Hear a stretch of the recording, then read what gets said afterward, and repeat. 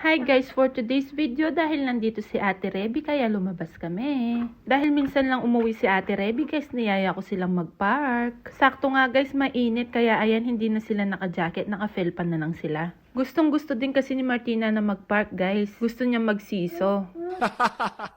Kesa naman na mag-gadgets lang sila guys, mas maganda na yung lumabas ng bahay para makapaglaro sa labas. Dahil nga spring na niyan dito guys, lagi nyo na kaming makikitang laging nasa park. Dahil nga maganda na yung panahon guys, maganda nang tumambay sa labas. Una nga, nandito kami sa malapit sa bahay. 5 minutes walk siguro. Dahil gustong gusto nga ni Ate Martina na magsiso, lumipat na nga lang kami ng ibang playground guys.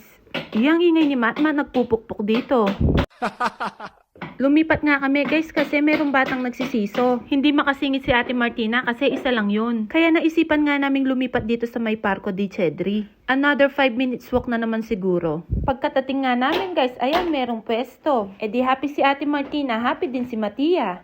Kasi meron din siyang pwesto.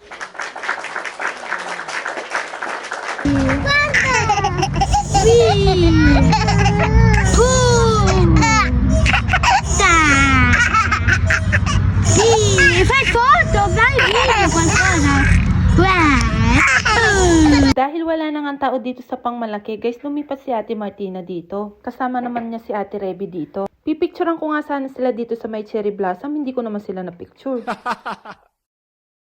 Ayan nga, tuwang-tuwa na naman ang Ate Martina, nakalabas na naman ng bahay. Dahil paggabi na nga to guys, wala kaming jacket, niyaya ko na silang magmakdo kasi gutom daw sila. Dahil nadaanan nga namin itong isang playground pa guys, nag-slide muna si Ate Martina. Dito naman sa playground na to, walang siso guys, 2 slide lang. Marami nga ang playground dito sa Italia guys. Ikaw nang bahalang pumili kung saan mo gusto maglaro o tumambay.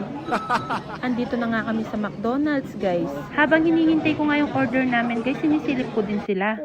At nakuha ko na nga yung order namin guys, kaya ayan, let's eat. Gutom na yung mga persons. Nung nakakain na nga sila guys, kinuha ko naman yung ice cream.